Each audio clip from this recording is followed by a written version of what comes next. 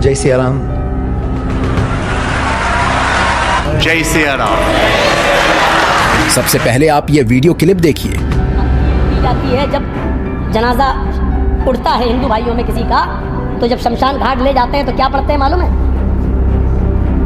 क्या पढ़ते हैं? क्या कहते हैं हिंदू भाई? राम राम सत्य है। अब बदल दिया, कहने लगे राम नाम सत्य है, जबकि राम नाम सत्य है नहीं। रामायण में लिखा राम रामाय सत्य, सही शब्द क्या? राम राम सत्य है, यानी राम का राम सच्चा है। बहुत से हिंदू तो यही कहते हैं राम राम सत्य है, राम राम सत्य है, राम राम सत्य है। ऐसे लोग आज हमें ज्ञान दे रहे हैं। हमारे बाप दादा सब हिंदू थे, हमारे बाप दादा सब हिंदू थे। क्योंकि हमारे देश के बहुत से ऐसे लोग, बहुत से ऐसे हिंदू हैं जिन्हें अपनी संस्कृति, अपनी सभ्यता, अपने मंदिरों, अपने देवताओं के बारे में नहीं पता है। आज एक और जहां पूरे विश्व के बड़े बड़े देश के बड़े बड़े नेता हमारे देश की संस्कृति, हमारे सनातन संस्कृति की झलक देख रही है। दुनिया के सबसे पावरफुल लीडर नरेंद्र मोदी जी दुनिया के बड़े बड़े नेताओं को अपने देश की सभ्यता और संस्कृति दिखा रहे हैं, तो आपको भी पूरा हक है अपने देश की संस्कृति के बारे में जानने का। यह हमारी टीम, जिसका नाम भारत थिंकिंग है, की तरफ से एक छोटा सा प्रयास अपने देश की सभ्यता और संस्कृति को लोगों के सामने प्रेजेंट करने का। आप भी इसमें की अहम योगदान दे सकते हैं। मोदी जी G20 में नेताओं से जहां मिल रहे थे, उसके पीछे लगा था उड़ीसा के कोणार्क मंदिर का चक्र। तो चलिए आज इसी के बारे में जानते हैं। हजारों मंदिर हैं जहां लोग भगवान के सामने अपने परेशानियां लेकर उनके दर्शन करने जाते हैं। हमारे भारत के ओडिशा राज्य में एक ऐसा सूर्य मंदिर मौजूद जिसका मुख्य दरवाजा 120 सालों से बंद है। इस मंदिर का नाम है कोणार्क सूर्य मंदिर, जिसके मुख्य द्वार है कई सदियों से खोले नहीं गए। और शायद यही कारण है कि इस मंदिर में भक्तों से ज्यादा टूरिस्ट और एंसाइंट कलाकृतियां पसंद करने वाले लोग इसे दर्शन करने आते हैं और इस मंदिर के भव्य स्ट्रक्चर को देखकर हैरान रह जाते हैं, जिसकी भव्यता आप इस मंदिर की तस्वीरों में साफ साफ देख सकते हो।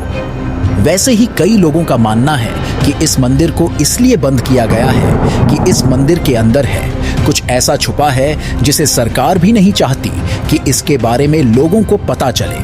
भगवान सूर्य के इस मंदिर को भारत और दुनिया के सबसे रहस्यमयी मंदिरों में से एक माना जाता है, क्योंकि रात के समय संगीत और नृत्य की आवाजें सुनाई देती हैं। साथ ही मंदिर के बारे में यह भी कहा जाता है कि एक समय इस मंदिर के ऊपरी हिस्से पर है एक 52 टन का चुंबक लगा हुआ था। बाद में विदेशी आक्रमणकारियों ने चुरा लिया। कहा तो यह भी जाता है कि भारत सरकार ने कई बार इस मंदिर के मुख्य दरवाजे को खोलने का प्रयास किया, लेकिन कभी भी सरकार अपने फैसले को पूरा नहीं कर पाई, क्योंकि हमेशा अंत में सरकार किसी न किसी कारण के चलते इस मंदिर के दरवाजे को खोलने का फैसला करती।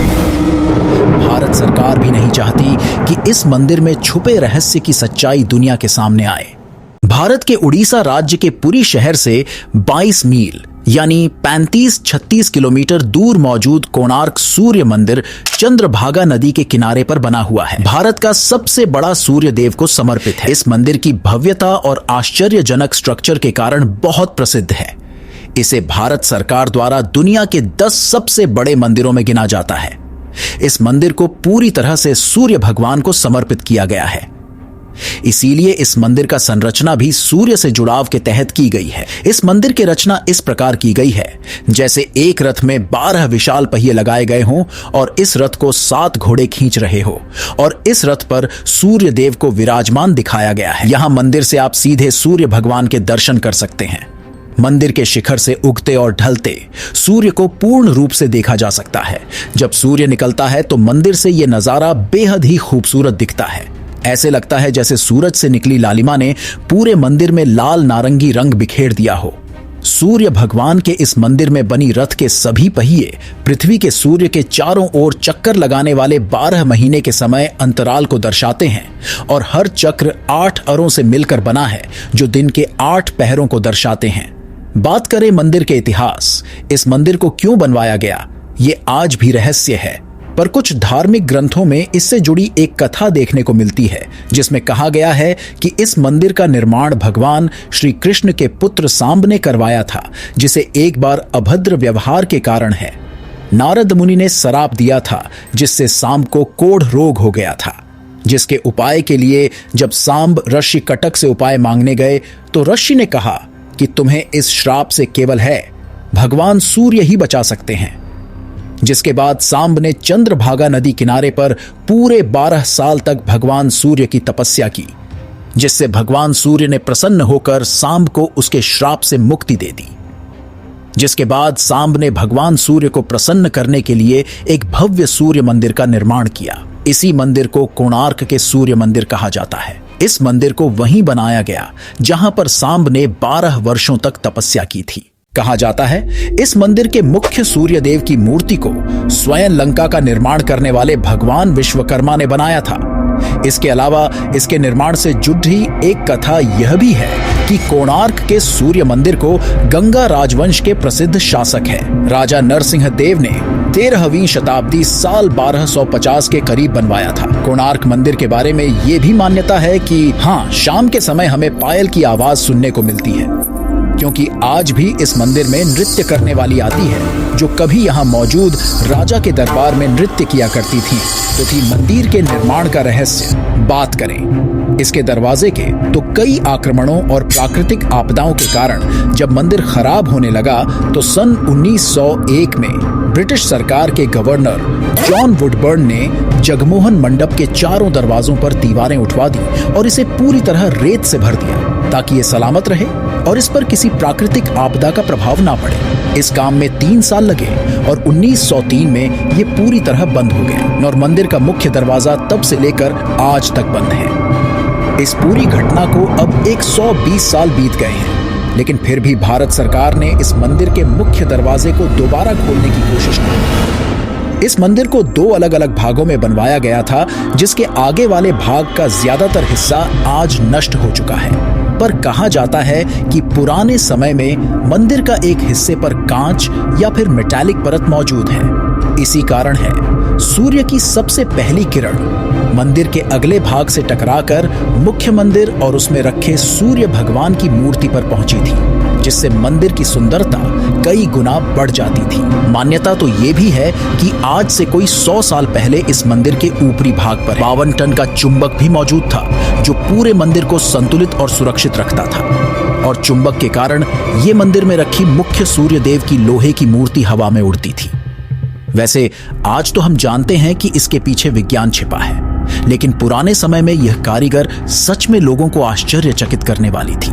पर दुख की बात यह है आज हमें इस कारीगरी का सबूत देखने को नहीं मिलता, क्योंकि कहा जाता है कि पुराने समय में भारत पर समुद्र के जरिए आक्रमण करने वाले आक्रमणकारियों ने इस मंदिर के चुंबक को उतार दिया और अपने साथ ले गए, क्योंकि जब भी वे भारत के ओडिशा तट से होकर गुजरते थे तब इस चुंबक के कारण है उनके जहाज में लगे कंपास काम करना बंद कर देते थे और उनके जहाज दुर्घटनाग्रस्त हो जाते थे। जैसे ही यह चुंबक मंदिर से हटाया गया तभी से मंदिर धीरे धीरे टूटने लगा, क्योंकि यह चुंबक इस मंदिर की स्ट्रक्चर का अहम भाग थी। लेकिन फिर भी भक्तों ने इस मंदिर को लगातार बचाकर रखने की कोशिश की। जब मुस्लिम शासकों की ताकत भारत में बढ़ती जा रही थी तो इस मंदिर को भी तोड़ने की कोशिश की गई, लेकिन यहाँ पर मौजूद भक्तों ने किसी तरह से मंदिर को बचा लिया और इसके मुख्य भगवान सूर्य देव की मूर्ति को मिट्टी में दबा दिया। इसके बाद इस मूर्ति के साथ क्या हुआ ये आज भी एक रहस्य की बात है, क्योंकि कई लोगों का मानना है कि इसको वापस इस जमीन से निकालकर